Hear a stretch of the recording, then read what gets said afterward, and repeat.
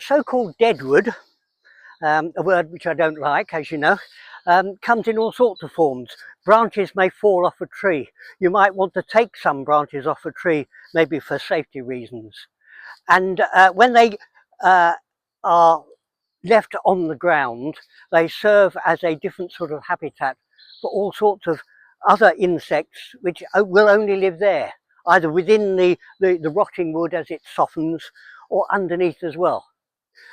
Here you have a sort of random collection of bits of tree. I don't know where they came from, and it looks like a mixture of bits of wood from different sorts of tree. And this wood becomes gradually degraded. The first thing which will soften these wood are probably fungi. Fungi have chemicals with them which can very rapidly break down even the hardest of wood. A chunk of beech which you would damage yourself if you hit it, after 3 or 4 years, part of that will be softened. This also makes it available for all sorts of other insects which feed on wood directly.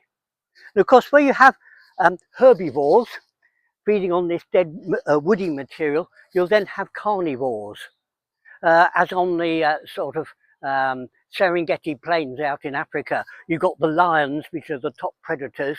Then you've got the herbivores like lots of deer, impala and other things.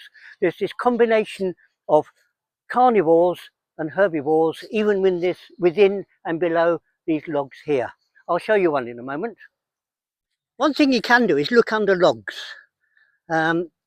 Lift them up, and if you're lucky you might come across some insects or some other things which are part of the specialized wildlife. Oh yes, I don't know if you can see those. Those are baby millipedes. There are about 40 species of millipedes in Britain, and some of them get quite a bit bigger than this, but not huge. But they are all herbivores, vegetarians. I've got a model of one here, a very crude model. Let's put it up the right way. There's the head end, and it's got lots of segments right down to the tail end. And you can tell a millipede because every segment has 2 pairs of legs, and it's designed to live underneath logs or within leaf litter, and it uses all these short legs to push its way through a fairly dense decaying wood or decaying vegetable matter.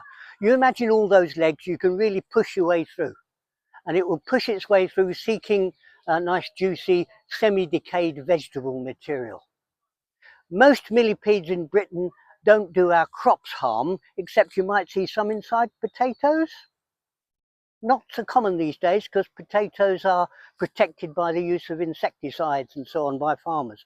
But this is a millipede. It can combine, it can wriggle around, and it's designed for that sort of living.